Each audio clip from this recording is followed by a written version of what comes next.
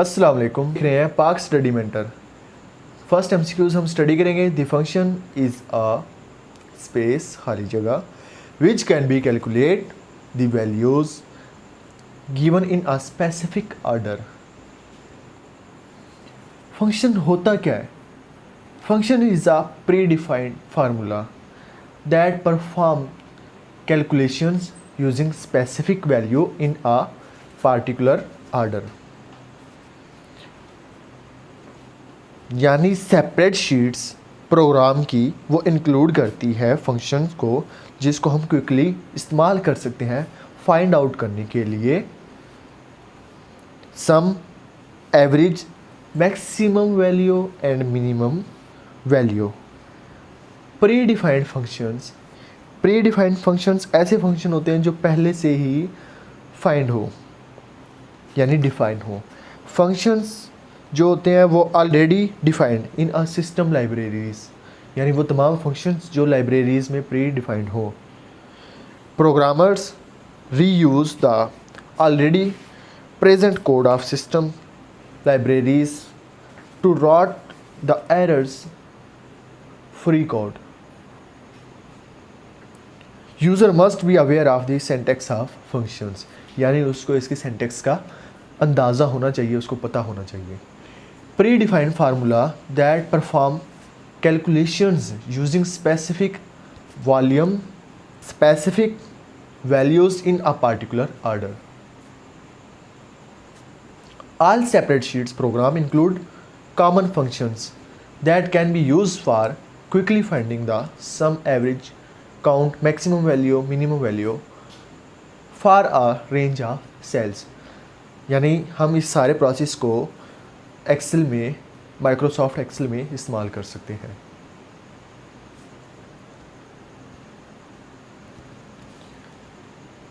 Questions. The average age of A and B is 30 years. That of B and C is 32 years and average age of C and A is 34 years. What is the age of C? आप यहाँ पर calculation देख सकते हैं। Average of A and B is a plus B divide by 2 equal to 30, then multiply by 2 both sides, a plus B equal to 60, यानी here 2 will be cancel by 2 and 2 multiply the right side of equations, then 30 become, after multiplying by 2, 60. Here we take a toward right sides and here equation become b equal to 60 minus a. Step 2, average of b and c, that is b plus c divided by 2 equal to 32. Then we multiply both sides by 2.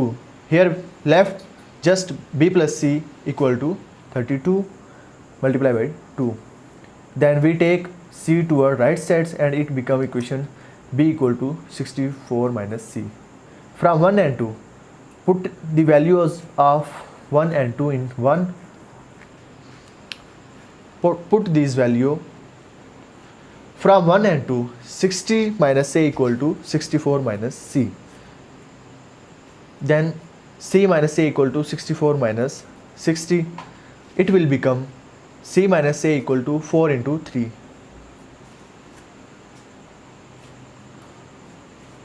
So it will become c minus a equal to 4. ये equation बन गई है 3. c यानी average of c plus a यानी c and a की equal to 34, ये given है. Multiply by 2, it will become 68. Then it's equation 4. Add both equations. Then 2c equal to 72. Then divide by c. 2 is multiplied by c. So we divide it by 72 को by 2. Then answer will be 36. Then correct answer is 36. Complete the sequence 6, 11 and space.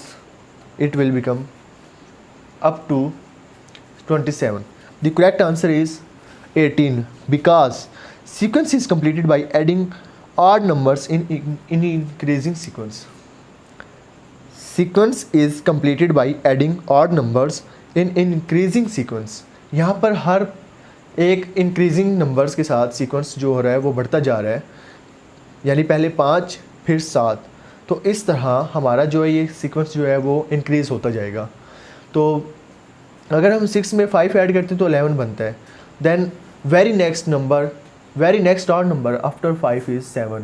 Then 11 में हम अगर 7 को add करते हैं तो it's become 18। In an examinations 1100 boys and 900 girls appeared. 50% of the boys and 40% of the girls passed. The fall percentage is 54.5%. Here you can see the solutions of these questions. Number of boys 1100s, number of girls 900s. 50% of boys it will become 550 and 40% of girls then it's become 360 answer. Then total जो students हैं यानी boys and girls that are 2000 students and their percentage become 500 plus 360, यानी total 2000 students में से जो है वो 910 students हैं वो पास हो जाते हैं। Then percent of candidates fail, जो कैंडिडेट्स फेल हुए हैं वो 2000 में से डिवाइड कर दिया, 2000 में से उनको माइनस किया, 910 को divide by 2000, then it will be multiply by 100। 2000 minus 910 divided by 2000 multiplied by 100. Here it left 1090 divided by 2000 multiplied by 100. After this 109 divided by 2, it will just left 54.5%. That is correct answer. Consider the word segregations. Choose the word given below that reveals the opposite meaning. The correct answer is integrations, because segregations mean अलग अलग करना यानी separate करना, doing something separates one by one. But appreciations mean तारीफ़ करना, collections mean इकट्ठा करना, इकट्ठा कर लेना, जमा कर लेना, union mean उनको unity बना देना. Then integration is a process of collections, make a collections यानी गैदरिंग कर देना, चीज़ों को इकट्ठा कर देना. That is totally opposite to segregations. Thank you very much. अगर आपको हमारी वीडियो पसंद आई हो तो लाइक करें, सब्सक्राइब करें, हमें कमेंट में बताएं कि आपको हमारी वीडियो कैसी लगी, और बेल आइकन को दबाना मत भूलिए ताकि आपको आने वाली वीडियो की अपडेट्स मिलती रहें.